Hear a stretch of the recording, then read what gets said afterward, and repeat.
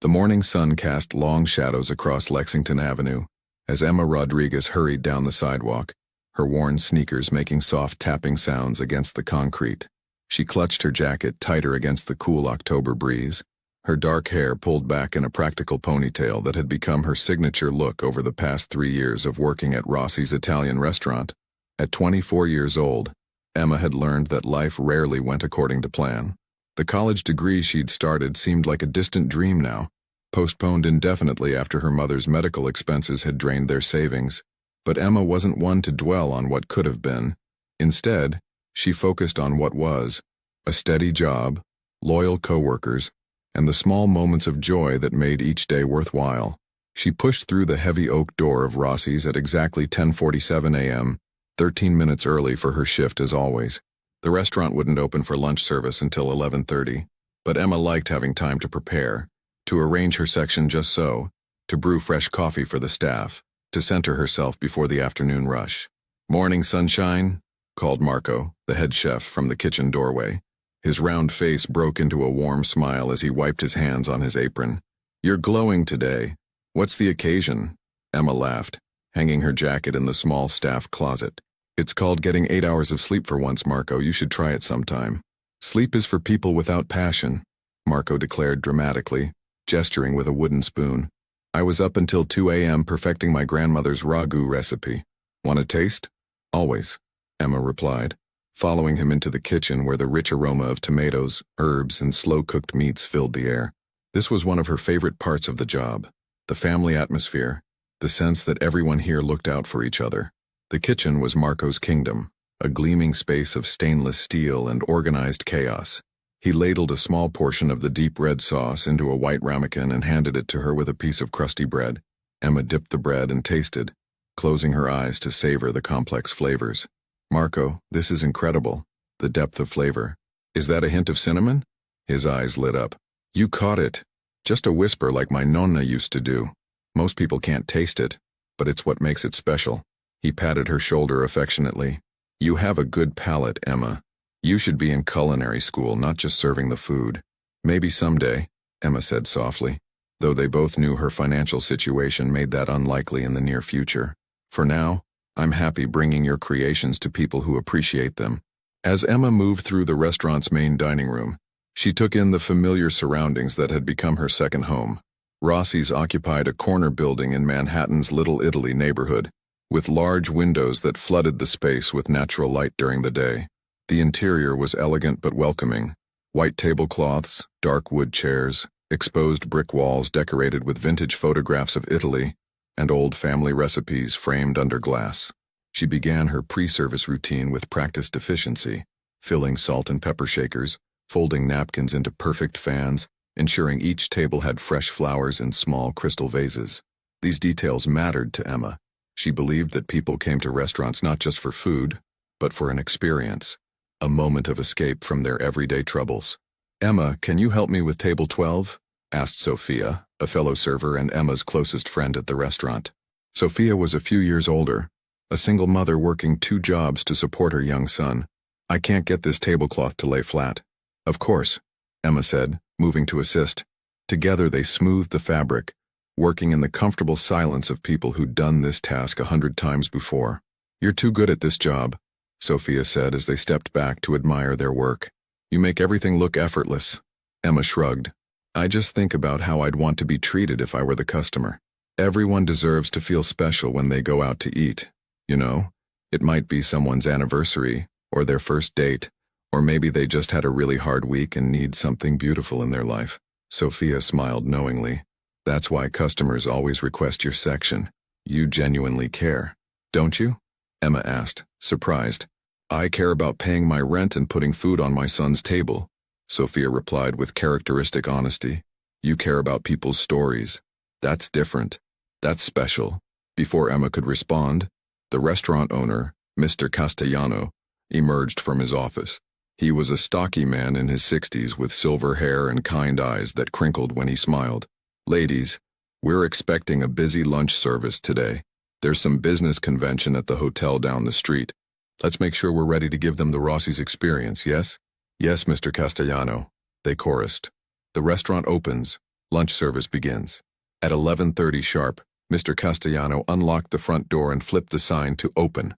Within minutes, the first customers began trickling in.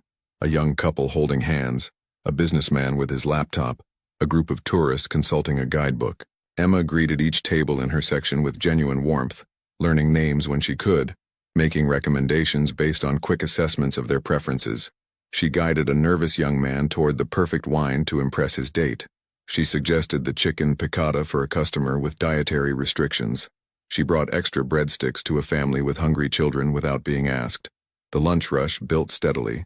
By 1 p.m. every table was full, and the sound of conversation, clinking silverware, and Marco's kitchen orders created a symphony of restaurant life that Emma had learned to navigate like a dancer moving through a familiar choreography. She was just delivering a steaming plate of fettuccine alfredo to table 7 when she noticed him through the large front window. Antonio's arrival, the inciting incident. An elderly gentleman stood at the top of the entrance stairs, one hand gripping the iron railing, the other holding an elegant walking cane.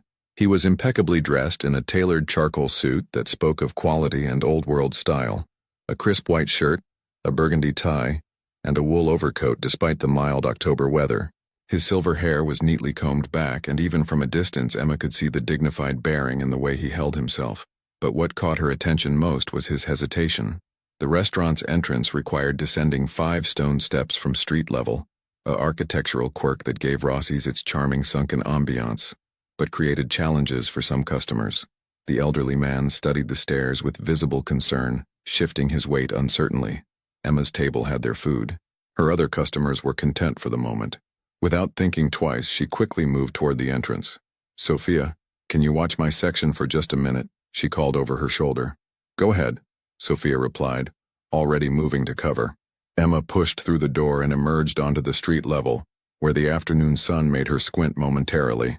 The elderly gentleman was still standing there, now attempting to negotiate the first step with careful deliberation.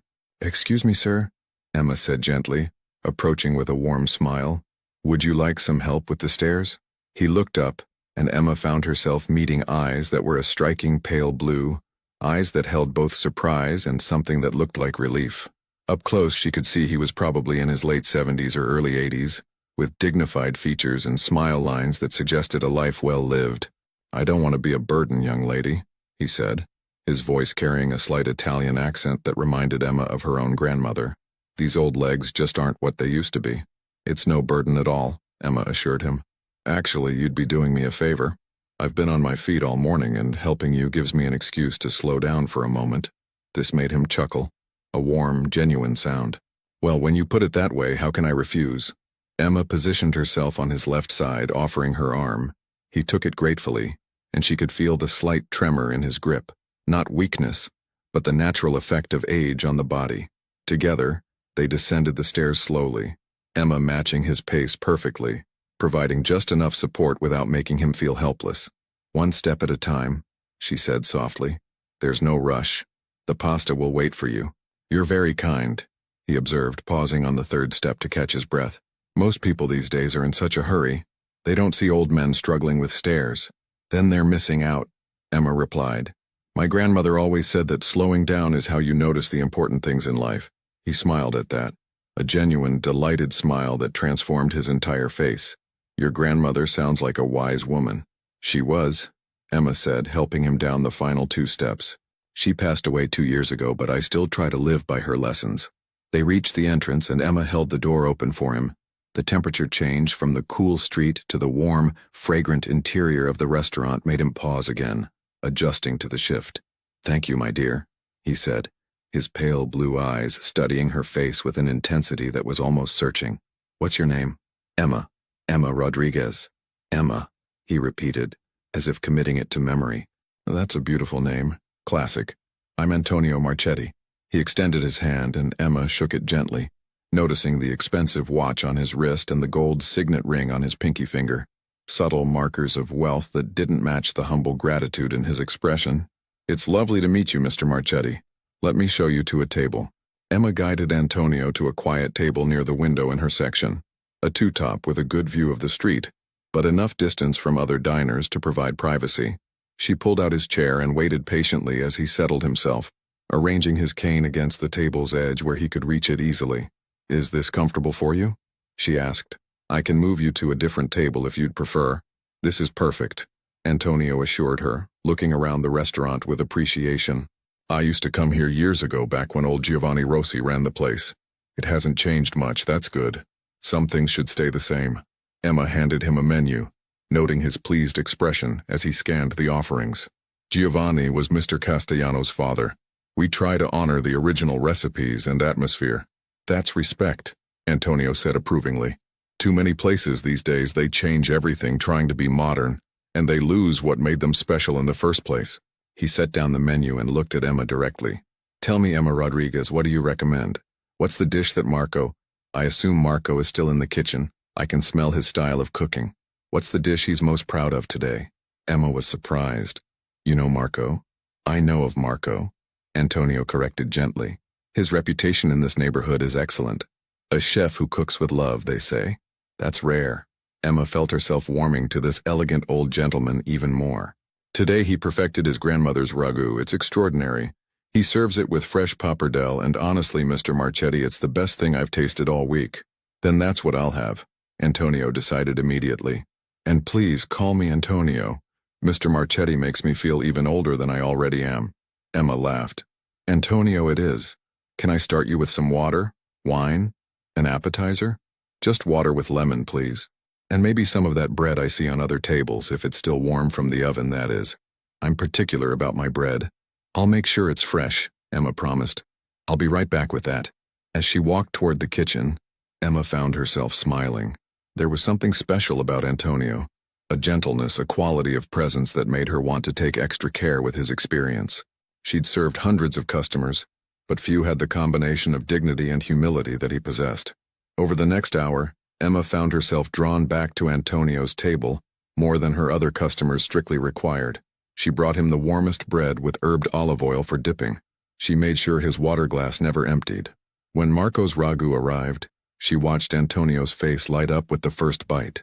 "This," he declared, closing his eyes to savor the flavor. "This is exactly what food should be.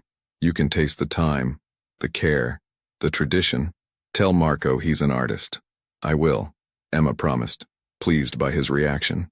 As the lunch rush began to slow, Emma found moments to pause at Antonio's table and talk. Not the brief transactional exchanges she had with most customers, but real conversation. He asked about her life, and she found herself opening up in a way that surprised her. "So you're taking a break from school?" Antonio asked, his tone carefully non-judgmental. A pause. Emma corrected gently. "Just until I can save enough to continue.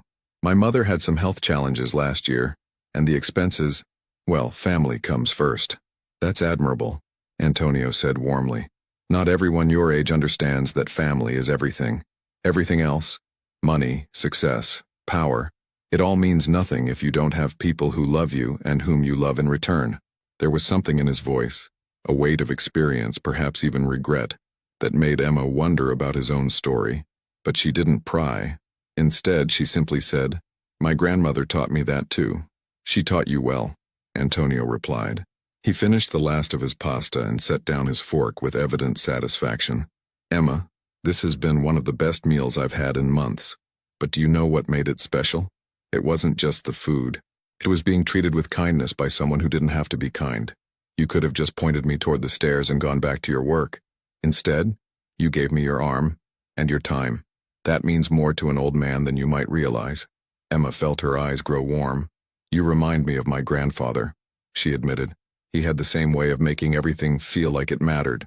"Everything does matter," Antonio said seriously. "Every moment, every small kindness. We don't know which actions will change our lives or someone else's. That's why we should try to make all of them count." When Antonio asked for the check, Emma brought it promptly. He studied it for a moment, then pulled out a leather wallet from his inside jacket pocket. Along with payment for the meal, he left a tip that made Emma's eyes widen. It was more than generous, nearly double the cost of his lunch. "Antonio, this is too much," she protested gently. "It's exactly right," he corrected, his pale blue eyes twinkling. "Kindness should be rewarded and excellent service deserves recognition. Besides, an old man is allowed to be generous with his money. What else am I going to do with it?" Emma wanted to argue but sensed it would offend him. "Thank you," she said simply. "This really helps." Antonio reached out and patted her hand where it rested on the table, a grandfatherly gesture that was completely appropriate and touching. "No thank you, my dear Emma. You made an old man feel seen today. That's worth more than any amount of money." Helping Antonio back up the stairs was just as careful and patient as helping him down. The afternoon sun was warmer now, and the street was busy with people returning to work from their lunch breaks. Emma made sure Antonio was steady on the sidewalk before releasing his arm. "Will you come back?" she asked, surprised by how much she hoped he would say yes. "If my old legs cooperate, yes," Antonio said with a smile. "I don't get out as much as I used to, but this was worth the effort. You take care of yourself, Emma Rodriguez. And don't give up on those dreams of yours. Pauses can become fresh starts if you let them." He reached into his pocket and handed her a business card. Elegant, simple, with just a name and phone number embossed in gold. "If you ever need anything, you call that number. A favor for a favor." Emma looked at the card. Antonio Marchetti, followed by a phone number with a Manhattan area code. No business name, no title, just the essential information. "Thank you, Antonio," she said, tucking the card carefully into her apron pocket. "It was truly an honor to serve you today." "The honor was mine," he replied with old-world courtesy. Then he turned, navigating the sidewalk with his cane, moving slowly but with dignity toward a black car that Emma hadn't noticed before. A sleek, expensive-looking sedan parked half a block away. Emma watched until he was safely in the car before turning back to the restaurant. She felt lightened somehow, as if something meaningful had just occurred, though she couldn't quite define what. Back inside, Sophia immediately appeared at Emma's elbow. "That was quite the lunch companion. He seemed really taken with you." "He was sweet," Emma said, still feeling the warmth of the encounter. "He reminded me of my grandfather." "He left you a huge tip," Sophia observed, having noticed the cash on the table. "Must have been some conversation." Emma shrugged, moving to clear Antonio's table. "We just talked. About family. About life. Sometimes people just need someone to listen to them, you know. You're too pure for this world," Sophia said with affectionate exasperation. "Anyone else would have just taken the tip and moved on. You're over here making meaningful connections with customers." "Is that so wrong?" Emma asked, folding Antonio's napkin and adding it to her bus tub. "It's not wrong," Sophia replied, her expression softening. "It's just rare. Don't lose that, Emma. The world needs more people like you." The rest of the afternoon passed in the usual rhythm of restaurant work. Emma served other tables, navigated the dinner prep, and finished her shift at 6 p.m. as scheduled.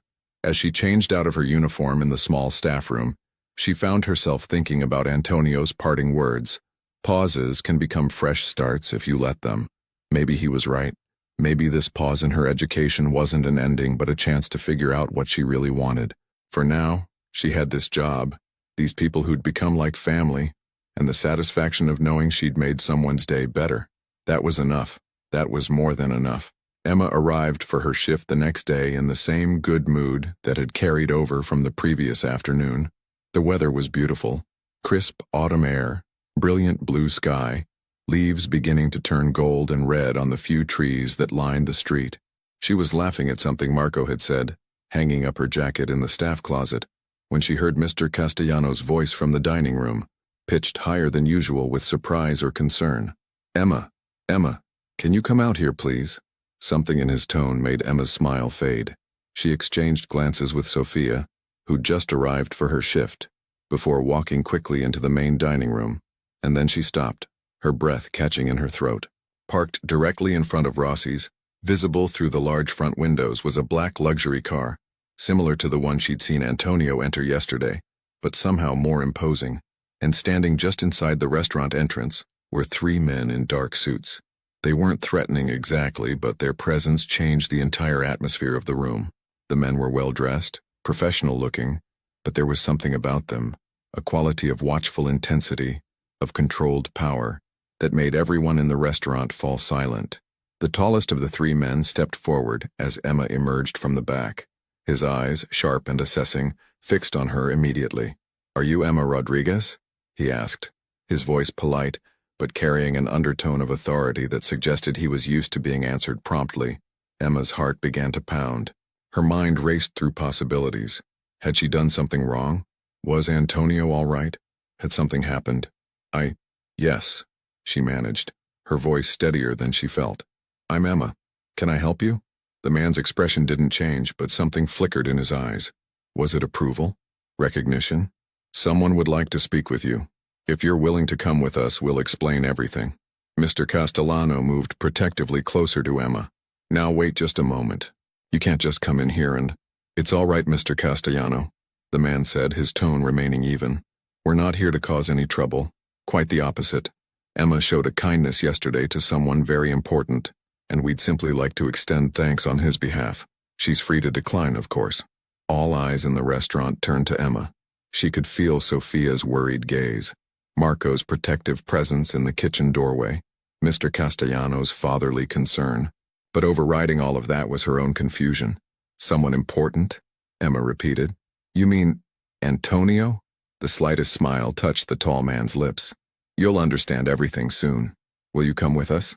Emma's mind spun. Every instinct told her this was connected to Antonio. Sweet, gentle Antonio who'd left her his card and told her to call if she ever needed anything. But these men, this situation, it all felt much bigger than a grateful elderly man wanting to say thank you again. Emma started, then stopped, her heart racing with a mixture of fear and curiosity. What had she unknowingly stepped into by helping an old man down a flight of stairs? The black car waited outside, its engine purring softly. The three men stood patiently, not pressuring, but their very presence was a question that demanded an answer. And somewhere in the city, in an office or home Emma couldn't yet imagine, someone powerful had noticed her, had remembered her kindness, and wanted to respond in kind. But in Emma's experience, when something seemed too significant to be real, there was always more to the story than appeared on the surface. The only question was, did she have the courage to find out what that story was? The Manhattan skyline glittered through floor-to-ceiling windows as Dante Marchetti stood in his penthouse office, a glass of whiskey untouched on the mahogany desk beside him. At 38 years old, Dante had built an empire, legitimate restaurants, real estate investments, import businesses, all carefully structured and legally sound, though whispers about his family's past still followed him through the city's social circles. He was a man of contradictions, impeccably dressed in tailored Italian suits, yet carrying the weight of his family's complicated legacy. His dark hair was touched with silver at the temples, and his brown eyes held a wariness that came from years of being responsible for others' well-being and safety. The phone on his desk buzzed.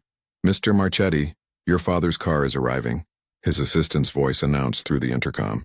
Dante's expression softened immediately, the only person who could crack the careful control he maintained over his emotions.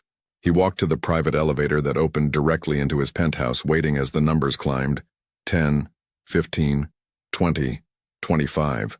When the doors opened, Antonio emerged, leaning on his cane but smiling broadly. Behind him, Michael, Antonio's driver and companion, carried a bag of takeout containers that filled the elevator with the aroma of Italian cooking. Papa, Dante greeted warmly, embracing his father carefully, mindful of his frailty. You should have let me come to you. The drive across the city is good for me, Antonio interrupted, patting his son's cheek affectionately. I'm old, not broken. Besides, I had the most wonderful lunch today, and I wanted to tell you about it in person. Dante guided his father to a comfortable leather chair near the window, noting the unusual energy in Antonio's eyes. His father had been increasingly withdrawn lately, the natural isolation of aging compounded by health concerns that made him reluctant to venture out. Seeing him this animated was remarkable. Michael, thank you for bringing him safely, Dante said to the driver, who nodded and quietly excused himself to wait in the adjacent room. Dante settled into the chair across from his father. Tell me about this wonderful lunch. Antonio's face lit up. I went to Rossi's, you remember? The old place in Little Italy where your grandfather used to take me when I was young. I had Marco's ragu. Perfection. Just like the old days. That's good, Papa, Dante said, pleased to see his father engaged but sensing there was more to the story. But Dante, that's not what made it special, Antonio continued, leaning forward with an intensity that surprised his son. There was a young woman there, a waitress. Emma. Her name is Emma Rodriguez. Dante listened as his father described the encounter, how Emma had noticed him struggling with the stairs, how she'd helped him without hesitation, how she'd treated him with genuine kindness throughout his meal. She didn't know who I was, Antonio said, his voice carrying a note of wonder. She didn't see Antonio Marchetti, didn't see the name or the history or any of it. She just saw an old man who needed help, and she gave it freely. No expectations, no agenda, just kindness. Dante felt something tighten in his chest. His father's world had become so small in recent years. Doctor's appointments, the family estate, carefully controlled visits with people who knew the family's reputation. Genuine, uncomplicated human connection had become rare for all of them. She sounds like a good person, Dante said carefully. She is, Antonio insisted. She reminded me of your mother, actually. That same quality of really seeing people, of caring about their stories. His eyes grew misty. I haven't felt that scene in a long time, son. The mention of Dante's mother, gone now for 5 years, created a moment of shared grief between them. Maria Marchetti had been the heart of their family, the one who'd pushed Dante toward legitimate business, who'd believed he could build something honest and lasting. I'm glad you had a good day, Papa, Dante said softly. Antonio reached out and gripped his son's hand with surprising strength. Dante, I want you to thank her for me. Properly. Not just money, I left her a generous tip, but that's not enough. I want her to know that what she did mattered, that in a world where people often look past old men like me, she stopped and helped. That kindness should be acknowledged. Dante nodded slowly. I'll send flowers to the restaurant. A card expressing your gratitude? No, Antonio interrupted firmly. You go in person. You look her in the eye and you tell her what her kindness meant to an old man. You show her that being good to people has value in this world. There was something in his father's expression, a plea, almost, that Dante couldn't refuse. Antonio rarely asked him for anything personal anymore, focusing all his requests on business matters or family obligations. This was different. All right, Papa, Dante agreed. I'll go tomorrow. I'll thank her personally. Antonio's smile returned, but now it carried a knowing quality. Good. And Dante? Be yourself. Not the businessman, not the family representative. Just be the man I raised you to be. Emma stood frozen in the restaurant dining room, aware of everyone watching her, waiting for her decision. The 3 men in suits maintained their respectful distance, not pressuring, but clearly expecting an answer. Mr. Castellano moved closer to Emma, his protective instincts clear. Emma, you don't have to go anywhere with anyone. I can call. It's all right, Emma heard herself say, her voice calmer than she felt. She looked directly at the tall man who'd spoken first. This is about Antonio, isn't it? Antonio Marchetti. The man's expression confirmed it. Yes, he spoke very highly of you. His son would like to express the family's gratitude personally. Sophia appeared at Emma's side, her voice low and urgent. Emma, you don't know these people. But Emma was already thinking it through. Antonio had been genuine, she was certain of that. His kindness, his stories, his gratitude, all of it had been real. If his son wanted to thank her, if this was truly just an extension of Antonio's appreciation, then what harm could come from a simple conversation? And underneath the logic was something else. Curiosity. Who was Antonio Marchetti, really? Why did his son send men in expensive cars to deliver messages? There was a story here, one that had been hidden beneath Antonio's gentle exterior, and Emma found herself wanting to understand it. I'll go, she said decisively, then looked at Mr. Castellano. But I'll keep my phone on, and I'll text you when I'm done. If you don't hear from me in an hour, you can worry. Mr. Castellano didn't look happy, but he nodded. You be careful, Emma. Always am, she replied with a confidence she didn't entirely feel. The interior of the black sedan was more luxurious than any vehicle Emma had ever been in. Soft leather seats, tinted windows, a partition between the driver and the back seat that provided privacy. She sat with the tall man, who'd introduced himself simply as James, while the other 2 men took a separate car. How is Antonio? Emma asked as they pulled into Manhattan traffic. I hope nothing's wrong. He's well, James assured her. Actually, you made quite an impression on him. He hasn't stopped talking about you since yesterday. Emma felt herself relax slightly. He was wonderful to talk to. He reminded me of my grandfather. James glanced at her with something that might have been approval. Mr. Marchetti, Antonio, doesn't go out much anymore. His son worries about him, wants him to enjoy life, but he paused, choosing words carefully. It's hard for people in their position to trust strangers. You treated him with genuine kindness. That's rare. It shouldn't be, Emma said quietly. Everyone deserves kindness. The drive took 15 minutes, winding through Manhattan streets until they reached a building in the financial district, all glass and steel, modern and imposing. James led her through a marble lobby where a security guard nodded them through without question, into a private elevator that required a key card to operate. As the elevator climbed, Emma's nervousness returned. She smoothed her simple work clothes, black pants, white blouse, comfortable shoes, suddenly aware of how ordinary she must seem in this world of luxury and power. "Don't be nervous," James said, reading her body language. "Dante Marchetti is demanding in business, but he's fair, and he genuinely wants to thank you." The elevator doors opened directly into a penthouse office, and Emma's breath caught. The space was stunning, all clean lines and expensive furnishings, with windows offering a panoramic view of Manhattan. But what caught her attention most was the man standing by those windows, his back to the elevator. Dante Marchetti was nothing like his father physically, but he carried the same quality of presence, an intensity that made him impossible to ignore. He was tall, well-built, his dark suit fitting perfectly over broad shoulders. His face was striking rather than classically handsome, strong jaw, full lips, and brown eyes that seemed to assess everything in a single glance. But it was his expression that surprised Emma, not cold or intimidating as she'd half expected, but genuinely curious and, unless she was reading him wrong, slightly uncertain. "Miss Rodriguez," he said, his voice deep and cultured, "thank you for coming.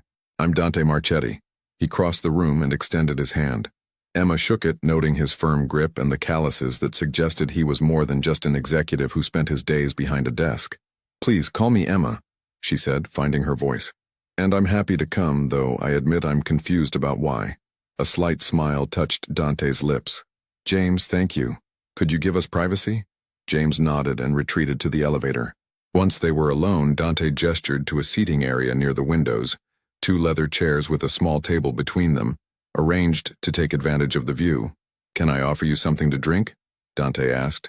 "Coffee? Water? Wine?" "Water would be nice," Emma said, settling into one of the chairs and trying not to let the extraordinary view distract her. Dante poured water from a crystal decanter into 2 glasses, adding ice and lemon without asking, somehow knowing or guessing her preference. He handed her the glass and settled into the chair across from her, leaning forward with his elbows on his knees in a posture that was somehow both relaxed and intense. "I'll be direct," he said. "My father is the most important person in my life. He's 79 years old and he's been struggling lately, not just with his health but with feeling invisible. People see an old man with a cane and they look past him, rush past him. Yesterday you didn't do that." Emma listened, understanding beginning to dawn. "He came home from Rossi's happier than I've seen him in months," Dante continued, and there was genuine emotion in his voice now. "He told me about a young woman who helped him down the stairs, who talked to him like he mattered, who made him feel seen. That's a gift, Emma, and I wanted to thank you for giving it to him." "I didn't do anything special," Emma protested softly. "I just helped him. Anyone would have, but they don't," Dante interrupted gently. "That's the point. You did something that seemed simple to you, but it meant the world to him, to me." There was sincerity in his eyes that Emma couldn't doubt.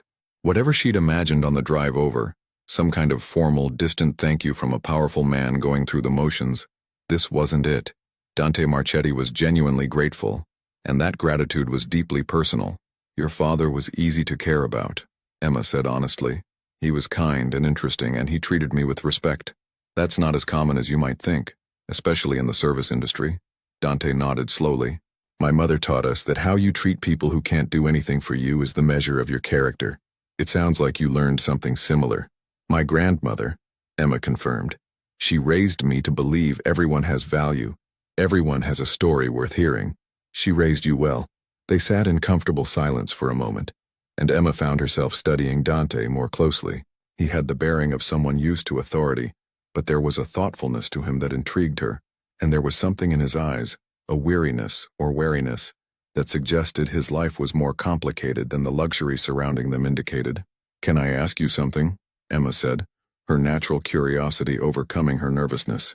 "Anything," Dante replied. "Why did you send men to get me instead of just calling the restaurant, or coming yourself?" Dante's expression shifted. Not closed exactly, but more guarded. "That's a complicated question."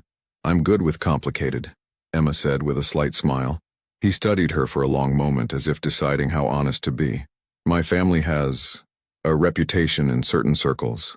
Some of it deserved, most of it outdated. But reputations are hard to change. I wanted to make sure you'd be comfortable meeting with me, that you'd know you were safe. James and his team, they make things official, professional. Safe from what? Emma asked, then held up a hand. Sorry, that's probably too personal. No, it's fair, Dante said. Safe from any misunderstanding about my intentions. I wanted to thank you, not make you uncomfortable or create any obligation. Having James extend the invitation made that clear. Emma considered this. And if I'd refused? Then you'd have gone back to your shift, and I'd have sent flowers and a thank you card to the restaurant instead, Dante said simply. Your comfort was more important than my need to express gratitude in person. There was something about the way he said it, matter of fact but genuine, that made Emma believe him. This wasn't a man used to being refused, she suspected, but he would have respected her boundaries anyway. Well, I'm here now, Emma said. So consider your gratitude expressed. Your father was wonderful and helping him was honestly a pleasure. There's more, Dante said, leaning back slightly. I'd like to do something for you, not as payment. Kindness shouldn't be transactional, but as a gesture of thanks. Is there anything you need? Anything I can help with? Emma shook her head immediately. That's not necessary. Please, Dante interrupted gently. My father told me you're putting yourself through school. That can't be easy on a waitress's salary, even with tips. How did he? Emma started, then remembered. We talked about my life a bit. He was easy to open up to. He has that gift, Dante agreed. So let me help. Tuition payment, books, anything. Consider it an investment in someone who makes the world better just by being in it. The offer was overwhelming. Emma could feel the weight of it, how much it would change her situation, how quickly she could return to school, how it would relieve the constant financial pressure she lived under. But something made her hesitate. That's incredibly generous, she said carefully. But I barely know you and you barely know me. Why would you do that? Dante's expression turned thoughtful. Honestly, because I can. Because I have more resources than I need, and you have a legitimate goal that those resources could help achieve. And because my mother always said that wealth isn't about what you accumulate, it's about what you do with it to help others. Your mother sounds like she was a remarkable woman, Emma said softly. A shadow crossed Dante's face. She was. She passed away 5 years ago, but I try to live by what she taught me. I'm sorry for your loss, Emma said, and meant it.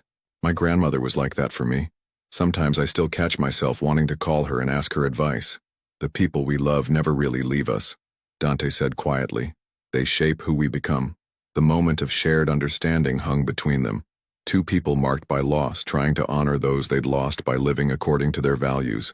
Emma felt the conversation shift from formal gratitude to something more personal, more real. Can I be honest with you? Emma asked. I hope you will be. Taking money from you, even for school, it feels like it would change something. Like I'd owe you even if you say I wouldn't. And I don't want that. The reason I helped your father was because it was the right thing to do, not because I expected anything in return.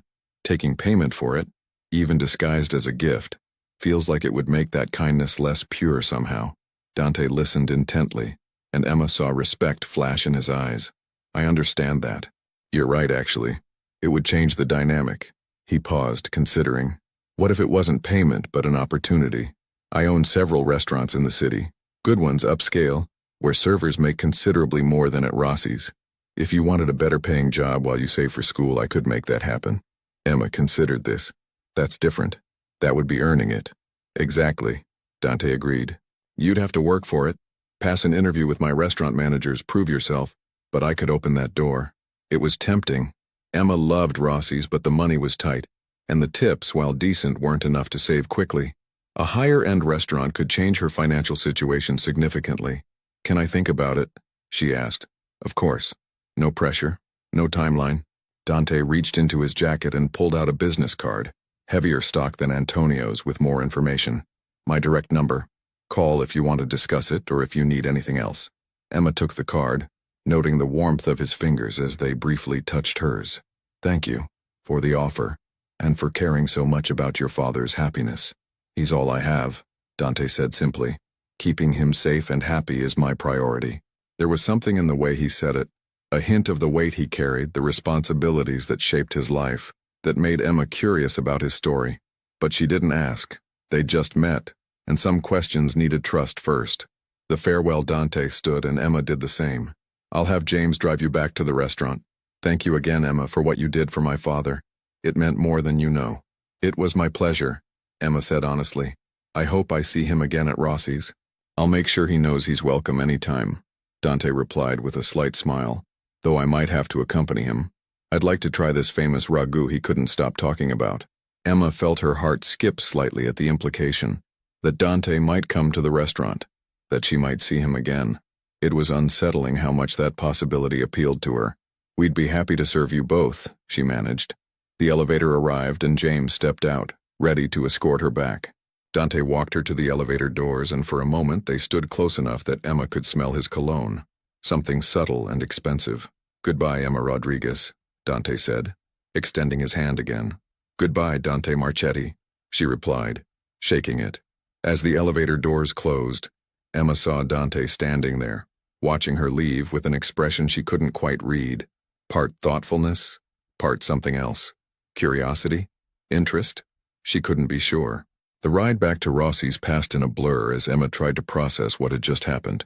She'd met Dante Marchetti, thanked him for his offer, and somehow ended up with a potential job opportunity and a business card burning a hole in her pocket. "You okay?"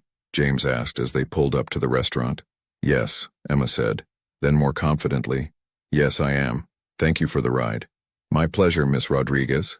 Emma walked back into Rossi's to find Sophia, Marco, and Mr. Castellano all waiting anxiously. They descended on her immediately. "Are you all right? What happened? Who was that?" The questions came rapid fire. Emma held up her hands, laughing slightly. "I'm fine. It was just, Antonio's son wanted to thank me for helping his father, that's all." "That's all?" Sophia repeated skeptically. "Men in expensive cars show up, you disappear for an hour, and that's all?" "Basically," Emma confirmed, not wanting to explain the complicated feelings swirling through her mind.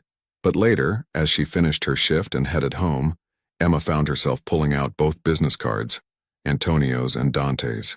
Two men, father and son, had entered her life through a simple act of kindness.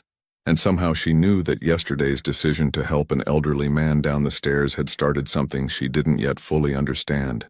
Back in his penthouse, Dante stood at the same window where he'd been when Emma arrived, but now the sky was darkening, city lights beginning to glow below. He couldn't stop thinking about her.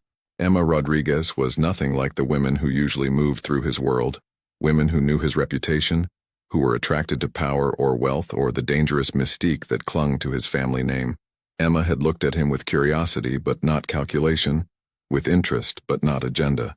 She'd refused his money, actually refused it. That alone made her remarkable. And the way she'd talked about his father, with such genuine affection after just one meeting, it told Dante everything he needed to know about her character. She was real in a way that most people in his life had stopped being real years ago. His phone buzzed. A text from his father. "Did you thank her?" Dante smiled slightly as he typed back, "Yes, Papa. I thanked her." "And?" came the immediate response. Dante hesitated, then typed honestly, "She's exactly as you described. Maybe more." There was a long pause before Antonio's response came through. "Good. Don't let this one slip away, son. Real kindness is rare. So is real connection." Dante stared at the message for a long time. His father, in his quiet wisdom, had seen something that Dante was only beginning to recognize. This wasn't just about gratitude anymore. Emma Rodriguez had somehow, in the space of one conversation, made him feel something he hadn't felt in years.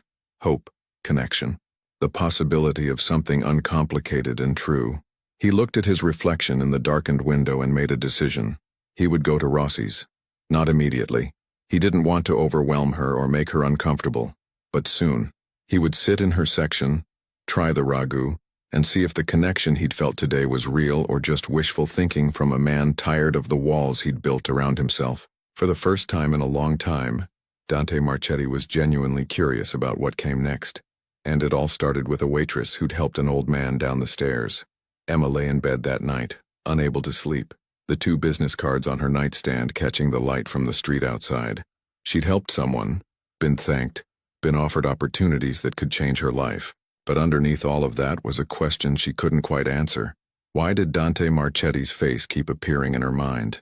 Why did the memory of his voice, his thoughtful silences, the weight of his gratitude, stay with her? She barely knew him, and what she'd glimpsed of his world, the luxury, the careful security, the hints of a complicated reputation, should have warned her away. Instead, she found herself hoping he'd keep his word about visiting Rossi's. And that thought, more than anything else, told her that yesterday's simple kindness had started something far more complicated than she'd ever imagined. Emma had almost convinced herself that Dante Marchetti wouldn't return to Rossi's. Almost. It had been 7 days since their meeting in his penthouse office. 7 days of normal shifts, regular customers, and the comfortable rhythm of restaurant life. She'd told herself it was better this way. Whatever curiosity she'd felt about him was just the natural response to meeting someone from a completely different world. Nothing more. Then, on a Thursday evening during the dinner rush, he walked through the door. Emma was taking an order at table 6 when she felt the shift in the restaurant's atmosphere. That subtle change when someone notable entered. She looked up and felt her breath catch. Dante stood at the entrance with his father Antonio, both men dressed in elegant suits that somehow didn't seem out of place in the casual comfort of Rossi's. But it was the way Dante's eyes immediately searched the room and found hers that made Emma's heart skip. Antonio spotted her too, and his face lit up with genuine delight. He raised his hand in greeting, and Emma found herself smiling back automatically. "Emma!" Mr. Castellano called from the host stand, his voice carrying a note of both excitement and nervousness. "You have guests?" Emma excused herself from table 6 and approached the entrance, very aware of Sophia and Marco watching from the kitchen doorway, and of the other servers exchanging curious glances.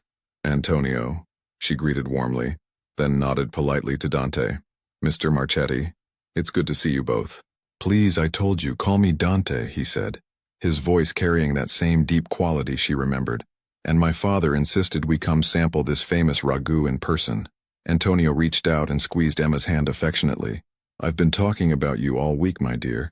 Dante finally agreed to bring me back so I could prove I wasn't exaggerating about the wonderful service. "You're too kind," Emma said, feeling warmth spread through her chest. She gestured toward her section. "I have a perfect table by the window if you'd like." As she led them through the restaurant, Emma was intensely aware of Dante walking behind her, of the eyes following their progress, of the questions this visit would raise among her co-workers. But when she settled them at the table and saw Antonio's pleased expression, she pushed those concerns aside. "Can I start you both with something to drink?" she asked, falling into her professional rhythm. "Red wine," Antonio said immediately. "Something Italian, something that honors the meal we're about to eat." Dante looked at Emma with a slight smile. "I'll trust your recommendation." "Marco pairs the ragu with a Chianti Classico," Emma said. "It's perfect, not too heavy, brings out the sweetness of the tomatoes." "Then that's what we'll have," Dante agreed. As Emma walked to the bar to place the wine order, Sophia materialized at her elbow. "That's him, isn't it? The son?" "Yes," Emma confirmed quietly. "Emma, he's looking at you like—" Sophia paused, searching for words. "Like you're the only person in this restaurant." Emma glanced back reflexively and met Dante's gaze across the room. He didn't look away, and neither did she, for a long moment that seemed to stretch beyond its actual duration. "He's just being polite," Emma said, but even she didn't quite believe it. Dinner service, building connection. Serving Dante and Antonio became the highlight of Emma's evening. Antonio was his charming self, telling stories about old New York, about his late wife Maria, about the neighborhood as it used to be. Dante listened with obvious affection, occasionally adding details or gentle corrections that made Antonio laugh. But Emma noticed the way Dante watched her, not obviously or inappropriately, but with a focused attention that made her hyper-aware of every movement. When she recommended dishes, he listened intently. When she laughed at Antonio's jokes, his expression softened. And when their hands accidentally touched as she refilled his water glass, the brief contact sent electricity up her arm.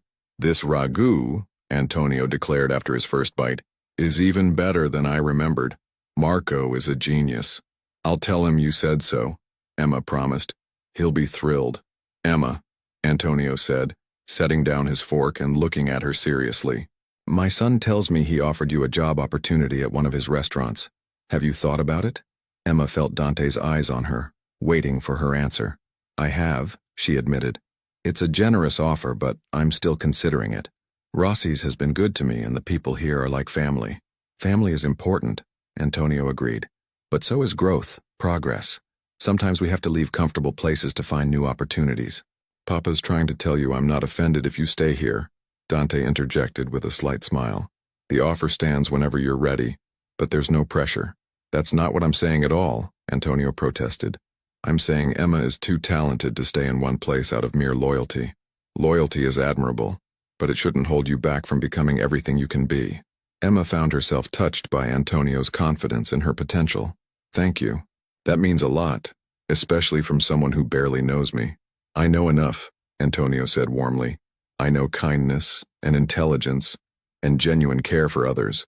Those qualities will take you far, wherever you choose to go. The dinner continued with easy conversation, and Emma found herself relaxing into the dynamic. Antonio was a natural storyteller, keeping them entertained with tales of his youth, while Dante provided dry commentary that revealed a sharp wit beneath his serious exterior.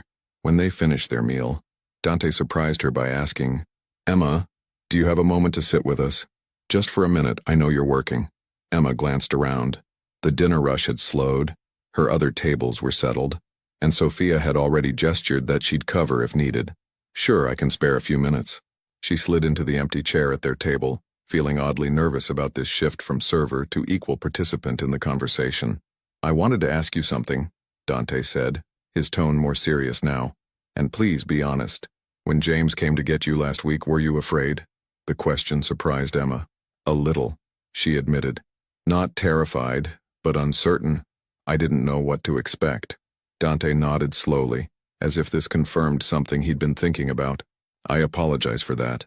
I was trying to be respectful and professional, but I realize now it might have been intimidating instead. You made it right when we talked, Emma said. Once I understood why you wanted to see me, it was fine. My son worries too much about how people perceive him, Antonio said with affectionate exasperation. Emma wasn't afraid of you, were you, dear? Maybe curious more than afraid, Emma said diplomatically. Dante's lips quirked in what might have been amusement. Curious about what? Emma felt herself blushing but decided honesty was best. About who you are, beyond the surface. Your father told me about family and tradition, about old New York. You clearly love him, care for him deeply, but there's also, she paused, choosing words carefully, a guardedness about you, like you're used to people seeing a version of you rather than the real you. Silence fell over the table. Antonio watched his son with interest, waiting to see how he'd respond. Dante's expression was unreadable for a moment, then something shifted. A lowering of defenses, perhaps. That's perceptive, he said quietly, and accurate. My family name carries certain expectations, assumptions. It's easier to let people see what they expect than to constantly explain who I actually am. And who are you actually? Emma asked, genuinely curious. Dante considered this. Someone trying to build something good. Someone who values family above everything else. Someone who's tired of living up to or down to other people's assumptions. He met her eyes directly. Someone who finds it refreshing to talk to a person who sees past all of that. The intensity of his gaze made Emma's heart race. She understood what he was really saying, that she was different, that their connection was unusual for him, that he valued it. Well, Antonio said, breaking the moment with perfect timing, I think I've had enough excitement for one evening. Dante, perhaps you should walk Emma home when her shift ends? Make sure she gets there safely? Emma started to protest. That's not necessary. I'd like to, Dante interrupted gently. If you're comfortable with it. What time do you finish? Emma glanced at the clock. I'm off at 10. Then I'll come back at 10, Dante said decisively. After their departure, Sophia's warning. After Dante and Antonio left, Emma found herself the subject of intense scrutiny from her co-workers. She was wiping down tables when Sophia cornered her in the server station. Emma, we need to talk. Something in Sophia's tone made Emma set down her cleaning cloth. What's wrong? Sophia glanced around to make sure they were alone, then spoke quietly, but urgently. Do you know who Dante Marchetti really is? He's Antonio's son, Emma said carefully. He owns several restaurants. He's from a family with a reputation, Sophia interrupted. I asked my cousin, he's been in this neighborhood forever, and he told me the Marchetti name is connected to things most people don't talk about openly. Emma felt her stomach tighten. What kind of things? Old business, maybe. His grandfather, his great-grandfather, they were powerful men in certain circles. The kind of circles where business isn't always conducted in boardrooms. Sophia gripped Emma's arm. I'm not saying Dante himself is dangerous, but getting involved with someone like that, someone with that kind of family history, it's complicated. It's risky. I'm not getting involved, Emma protested. He's just being nice because I helped his father. Sophia gave her a knowing look. Emma, I saw how he looked at you, and I saw how you looked back. This isn't just gratitude anymore, and you know it. Emma wanted to deny it, but Sophia's words resonated with the truth she'd been avoiding. The connection she felt with Dante, the way her heart raced when he smiled, the anticipation she felt knowing he'd return at 10, it was all more than simple friendliness. Even if there's something, Emma said slowly, it doesn't mean anything has to come of it. We're from completely different worlds. That's exactly my point, Sophia said gently. Different worlds can't always mix. And if his world is as complicated as I think it is, you could get hurt. Not physically, she added quickly, seeing Emma's expression, but emotionally, by falling for someone whose life you can never really be part of. The words settled heavily in Emma's chest. Sophia was right, of course. Even if Dante's intentions were entirely honest, even if the connection between them was real, what future could there be? She was a waitress putting herself through school. He was, well, she wasn't entirely sure what he was, but it was clearly far removed from her reality. I'll be careful, Emma promised. But Sophia, I can't just ignore him. That would be rude, especially to Antonio. They're customers here now. Just guard your heart, Sophia said, squeezing her hand. That's all I'm asking. At precisely 10 o'clock, as Emma was hanging up her apron and gathering her things, the restaurant door opened. Dante stepped inside, and Emma's traitorous heart leapt at the sight of him. He'd changed from the suit into more casual clothes, dark jeans, a charcoal sweater, a leather jacket that made him look younger, more approachable. When he smiled at her, Emma felt Sophia's warnings dissolve like mist. Ready? He asked simply. Emma nodded, saying goodnight to Mr. Castellano and ignoring Sophia's worried expression. Outside, the October night was cool and clear, the streets of Little Italy quieter now as businesses closed for the evening. They walked in comfortable silence for the first block, Emma leading the way toward her apartment 6 blocks north.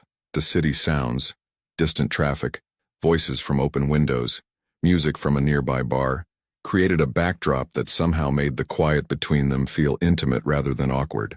Thank you for sitting with us tonight, Dante said finally. It meant a lot to my father, to both of us. I enjoyed it, Emma replied honestly. Your father is wonderful company. He likes you tremendously, Dante said. He told me on the drive home that you remind him of my mother. That's the highest compliment he can give. Emma felt warmth spread through her chest. Tell me about her? Your mother? Dante's expression softened with memory. She was the strongest person I've ever known. Not physically strong, but strong in character, in conviction. She believed people could change, could become better than their circumstances. She pushed my father toward legitimate business, pushed me to build something I could be proud of publicly. She sounds remarkable. She was, Dante agreed. When she passed, it felt like we lost our compass. But my father, he carries her values forward. That's why your kindness to him meant so much. You treated him the way she would have wanted strangers to treat him, with dignity, with genuine care. They turned onto Emma's Street, a quieter residential block with brownstones and small apartment buildings. Emma slowed her pace, not quite ready for the walk to end. Can I ask you something? She said. And you can tell me if it's too personal. Ask, Dante said simply. Why did you really come back to the restaurant tonight?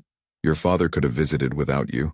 Dante stopped walking, and Emma turned to face him under the glow of a street lamp. His expression was serious, thoughtful as he considered how to answer. Honestly, he said finally, because I couldn't stop thinking about you. Emma's breath caught. Dante, I know, he interrupted gently. I know this is complicated.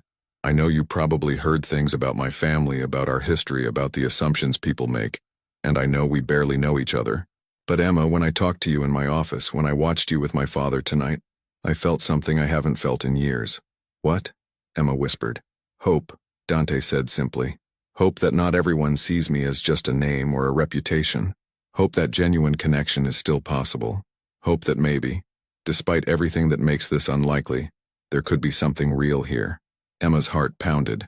Every rational thought told her to step back, to protect herself, to remember Sophia's warnings. But standing here with Dante, seeing the vulnerability in his eyes, feeling the echo of her own hope reflected in his words, rationality seemed distant and unimportant. I feel it too, she admitted. The connection, the curiosity, she paused, searching for the right word, the possibility. Dante took a step closer, close enough that Emma could feel the warmth radiating from him. So what do we do about it?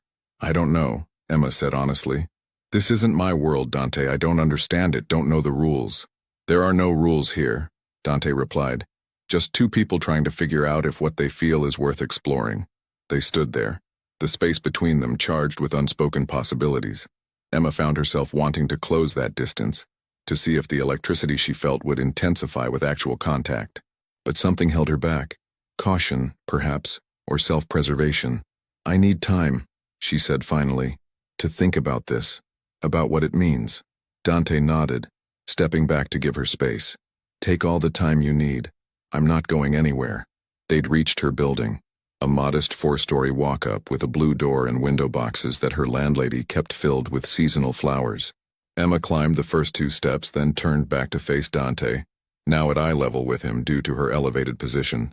Thank you for walking me home, she said. Thank you for letting me, Dante replied. Emma, whatever you decide, whatever you're comfortable with, that's what we'll do. I don't want to pressure you or make your life more complicated. You've already made it more complicated, Emma said with a slight smile. But maybe that's not entirely bad. Dante's answering smile transformed his serious face, making him look younger, lighter. Good night, Emma Rodriguez. Good night, Dante Marchetti. She watched from her doorway as he walked back down the street, hands in his jacket pockets, until he turned the corner and disappeared. Only then did she go inside, climbing the 3 flights to her small studio apartment with her mind spinning. Emma's apartment was tiny but cozy. One main room that served as bedroom and living space, a small kitchenette, a bathroom barely big enough to turn around in. But it was hers, paid for with her own work, and she'd made it comfortable with thrift store finds and careful decorating.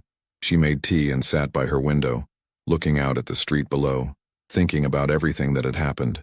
2 weeks ago, she'd been content with her simple life, work, savings, eventual return to school. Now Dante Marchetti had appeared, bringing possibilities she'd never imagined and complications she wasn't sure she could handle. Her phone buzzed. A text from Sophia. Are you okay?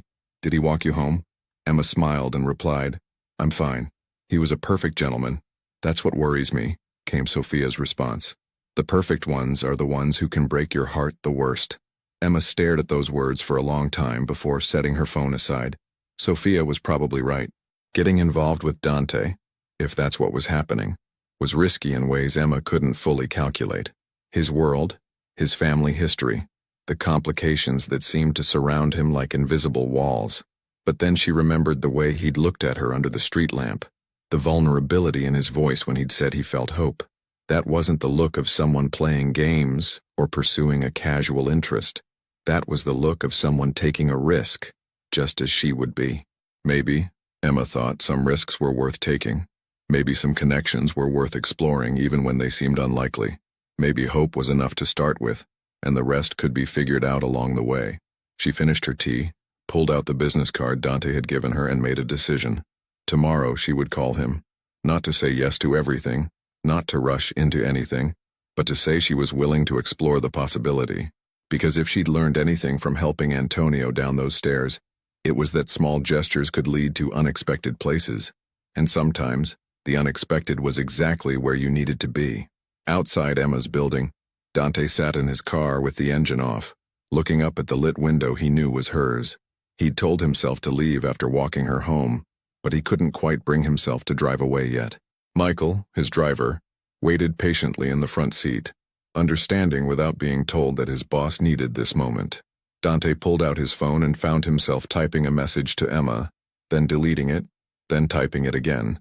Finally, he settled on something simple. Thank you for tonight, for giving this possibility a chance. He hit send before he could overthink it, then watched as her window, yes, definitely hers, glowed as she presumably read the message. A moment later, his phone buzzed with her reply. Thank you for being patient while I figure this out. Dante smiled. A real, genuine smile that felt foreign after years of careful control. Whatever came next, however complicated it might be, he knew one thing with certainty. Emma Rodriguez had already changed something fundamental in him, and that change, terrifying as it was, felt like the beginning of something he'd been missing without even realizing it.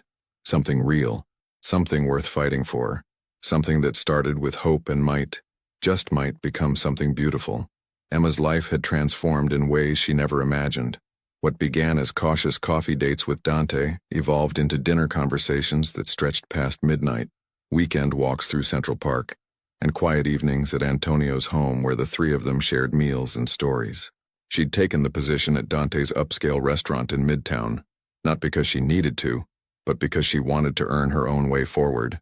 The increased income meant she could finally register for classes again, starting part-time in January. But the best part was simply being with Dante. He was different from anyone she'd known. Thoughtful, protective, surprisingly gentle. When they were together, the rest of the world faded away. Antonio's health had been declining slowly. Emma visited him twice a week, reading to him, keeping him company, and seeing the joy in his eyes when she arrived. "You're like the daughter I never had," he told her one afternoon, squeezing her hand with trembling fingers. The first sign of trouble came on a Tuesday evening. Emma left work to find her apartment building's entrance spray-painted with words she didn't understand, Italian phrases that made her neighbors uncomfortable. Her landlady was upset, calling it gang nonsense. But Emma felt a chill. This wasn't random. 2 days later, a man approached her on the subway platform. "You should be careful about the company you keep," he said quietly before disappearing into the crowd. His tone wasn't threatening exactly, but the warning was clear. When she told Dante, his expression darkened with concern and barely controlled anger. "This is because of me," he said. "Because of my family's past. There are people who want to send messages, create problems." "What kind of messages?" Emma asked, fear creeping into her voice. "Reminders that they haven't forgotten old disputes," Dante explained, his jaw tight. "I've worked hard to keep my business legitimate, to distance myself from the past. But some people don't want to let that past go." The situation escalated when Emma received a phone call at work. A man's voice, calm but menacing, suggesting she reconsider her choices if she valued her peace. The restaurant manager saw her shaken expression and immediately called Dante. He arrived within 20 minutes, his concern evident. "I'm assigning security to watch your building," he said. "You're not walking anywhere alone until this is resolved." "Dante, this isn't the life I signed up for," Emma said, her voice breaking. "I can't live looking over my shoulder, wondering if someone's going to target me to get to you." "I can protect you." "That's not the point," Emma interrupted, tears stinging her eyes. "I don't want to need protection. I want a normal life where going to work doesn't require security guards." They argued in his office, both frustrated and scared. Dante insisted he could handle it, could keep her safe. Emma insisted that safety wasn't enough. She wanted freedom, normalcy, a future without shadows. "I can't just walk away from my family," Dante said desperately. "But I can't lose you either." "Then we're at an impossible place," Emma whispered. "Because I can't live in your world and you can't leave it." The breakup was devastating. Emma moved through the next 2 weeks in a fog, missing Dante terribly but knowing she'd made the necessary choice. Sophia supported her, though Emma saw the sadness in her friend's eyes. Antonio's crisis. Emma was closing the restaurant on a Friday night when her phone rang. Dante's name on the screen made her heart lurch. "Emma." His voice was raw, broken. "It's my father. He's asking for you. Please." "What happened?" "His heart. The doctors say it's time. He wants to see you one more time." "I know I have no right to ask, but Emma, he loves you. Please come." Emma didn't hesitate. Whatever had happened between her and Dante, Antonio was family to her heart. "Text me the address. I'm coming." As the taxi rushed through Manhattan toward the hospital, Emma realized that walking away from Dante had also meant walking away from Antonio, and that loss hurt almost as much. Some choices, she thought, came with prices too high to calculate. But love, in all its forms, demanded you pay them anyway. The hospital loomed ahead, its windows glowing against the night sky. Inside, Antonio was waiting, and so was Dante. Emma's decision to leave had been about protecting herself, but now, facing the possibility of losing Antonio, she understood that love wasn't always about safety. Sometimes it was about showing up, even when it hurt. especially when it hurt.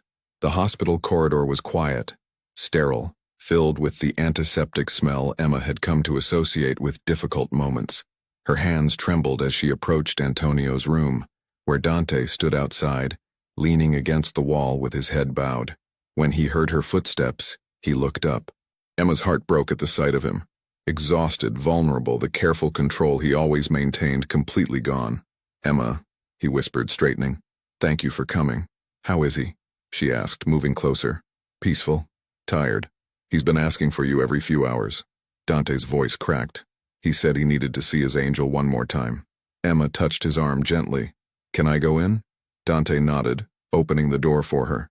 The private room was dimly lit, machines beeping softly. Antonio lay in the bed, appearing smaller and more fragile than Emma had ever seen him, but his pale blue eyes opened when she entered. "Emma," he breathed, a smile spreading across his weathered face. "My dear girl, you came." She moved to his bedside, taking his frail hand in both of hers. "Of course I came, Antonio. I'll always come when you need me." "I'm so glad," he said softly. "I need to tell you something important before I rest." "You can tell me anything," Emma assured him, sitting carefully on the edge of the bed. Antonio's eyes moved between Emma and Dante, who'd quietly entered and stood near the door.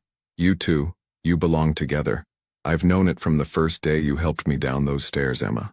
I saw it in your eyes, and I see it in my son's eyes when he looks at you." "Papa," Dante started, but Antonio raised a weak hand. "Let an old man speak his truth," Antonio said with a ghost of his usual humor.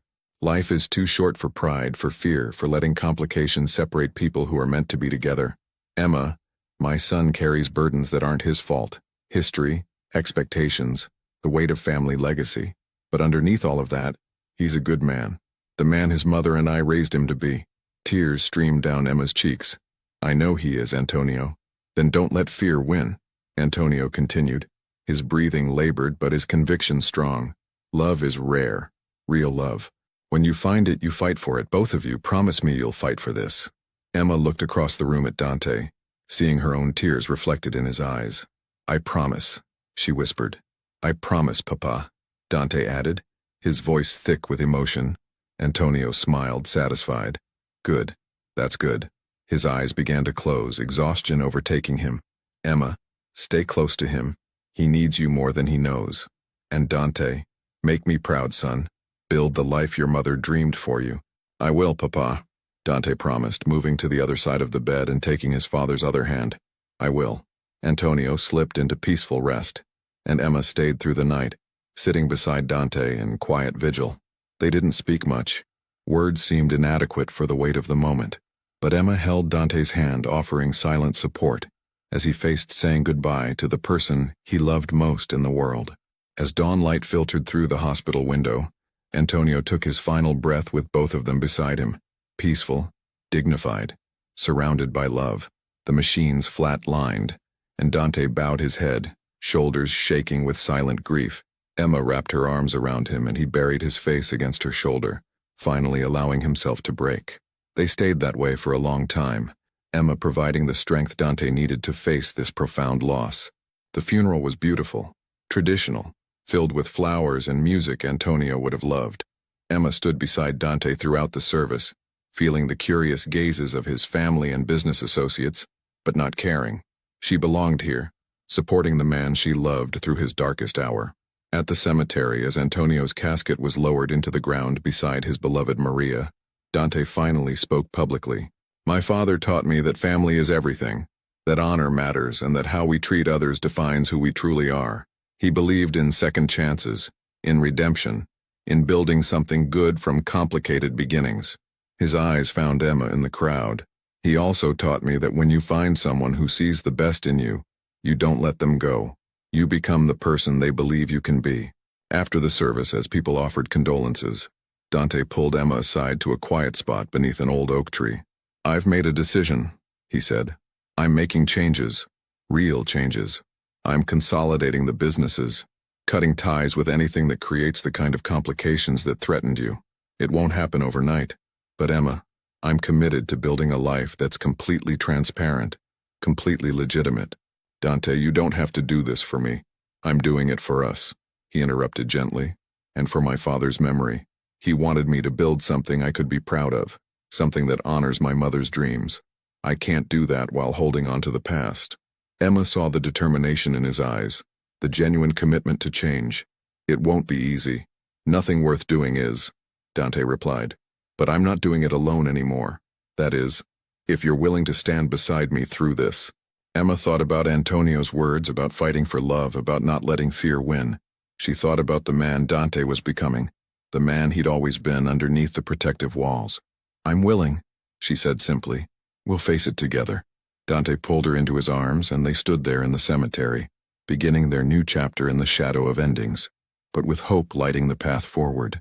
Emma adjusted her blazer as she walked through the doors of Marchetti's, the newest restaurant in Dante's expanding legitimate empire. It was named in Antonio's honor, serving traditional Italian cuisine with recipes from Maria's old collection. She wasn't just a server anymore.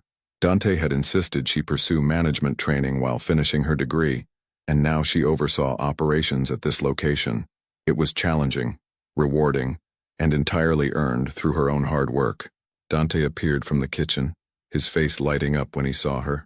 6 months of working toward change had transformed him. He seemed lighter somehow, freed from burdens he'd carried too long. Ready for opening night? He asked, kissing her forehead. Absolutely, Emma replied, then checked her watch. But first we have somewhere to be. They drove to the cemetery together, carrying fresh flowers. At Antonio's grave, Emma placed white roses while Dante arranged the lilies his father had loved. We opened the restaurant, Papa, Dante said softly, kneeling beside the headstone. It's everything you would have wanted. Honest, beautiful, full of heart. And Emma's running it brilliantly.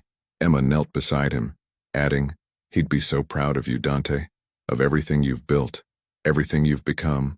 Dante looked at her, love evident in his expression. He'd be proud of us. This wouldn't have happened without you, without that day you helped a stubborn old man down some stairs. Emma smiled through tears. Best decision I ever made. They stood together, looking at the graves of Antonio and Maria Marchetti, and Emma thought about how one small act of kindness had changed everything, had brought love, purpose, family, and a future she never could have imagined. Ready to go back? Dante asked, taking her hand. Ready, Emma confirmed. As they walked toward the car, the setting sun cast golden light across the cemetery. Behind them lay the past. Complicated, painful, but ultimately transformative. Ahead lay possibility, restaurants to run, dreams to build, a life to create together. It wouldn't always be easy. Change never was. But they had each other, Antonio's wisdom guiding them, and the kind of love worth fighting for. And that, Emma knew, was more than enough. It was everything. Dante opened the car door for Emma, then paused, looking back one last time at his parents' graves. Thank you, he whispered to the evening air, for everything. A gentle breeze stirred the flowers they'd left, and somewhere in the distance church bells rang, a sound Antonio had always loved. Emma took Dante's hand, and together they drove back to the restaurant, to their future, to the life they were building one honest day at a time. The waitress who'd helped an old man down the stairs had found her purpose. The son who'd carried his family's legacy had found his redemption, and in finding each other, they'd discovered that sometimes the smallest gestures create the most profound changes. Love, kindness, and second chances, Antonio's final gifts to them both. The hospital corridor was quiet, sterile, filled with the antiseptic smell Emma had come to associate with difficult moments. Her hands trembled as she approached Antonio's room, where Dante stood outside, leaning against the wall with his head bowed. When he heard her footsteps, he looked up. Emma's heart broke at the sight of him. Exhausted, vulnerable, the careful control he always maintained completely gone. Emma, he whispered, straightening. Thank you for coming. How is he? She asked, moving closer. Peaceful, tired. He's been asking for you every few hours. Dante's voice cracked. He said he needed to see his angel one more time. Emma touched his arm gently. Can I go in? Dante nodded, opening the door for her. The private room was dimly lit, machines beeping softly. Antonio lay in the bed, appearing smaller and more fragile than Emma had ever seen him, but his pale blue eyes opened when she entered.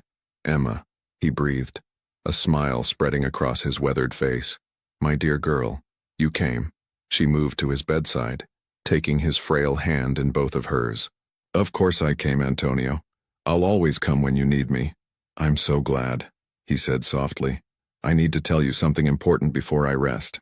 "You can tell me anything," Emma assured him, sitting carefully on the edge of the bed.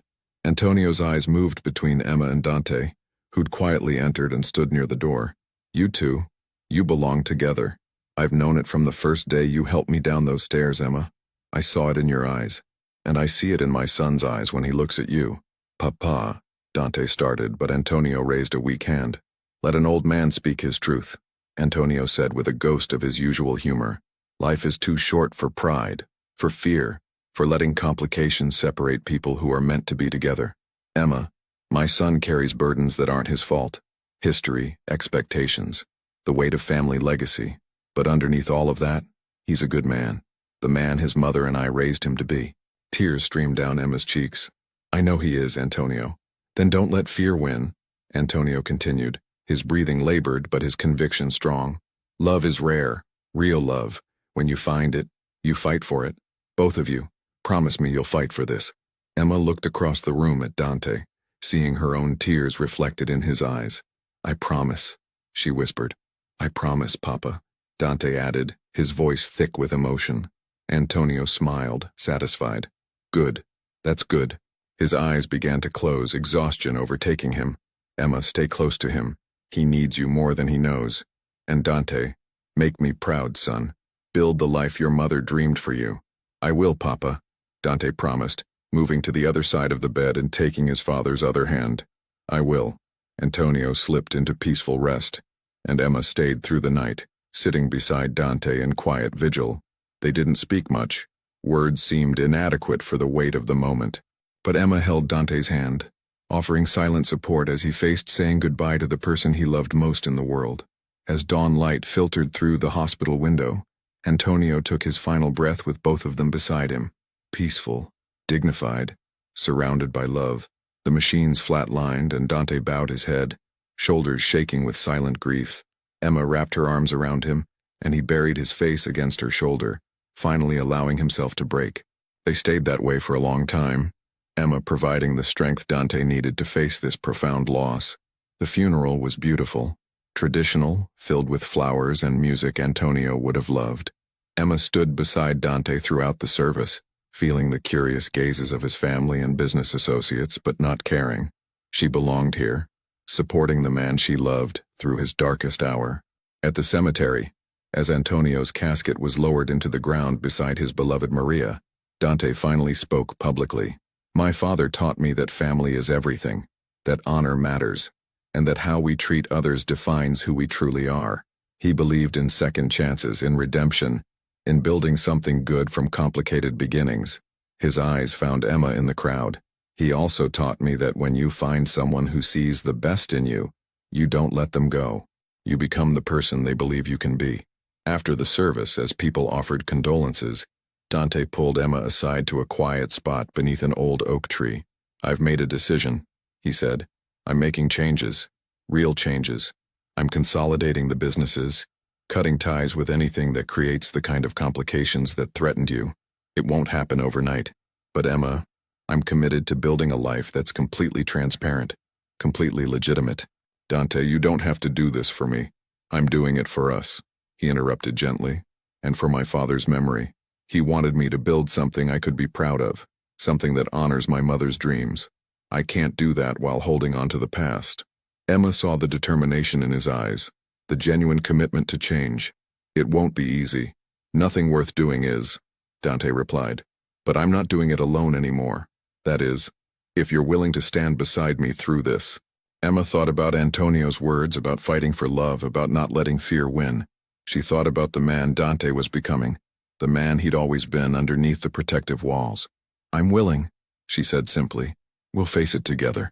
Dante pulled her into his arms, and they stood there in the cemetery, beginning their new chapter in the shadow of endings, but with hope lighting the path forward. Emma adjusted her blazer as she walked through the doors of Marchetti's, the newest restaurant in Dante's expanding legitimate empire.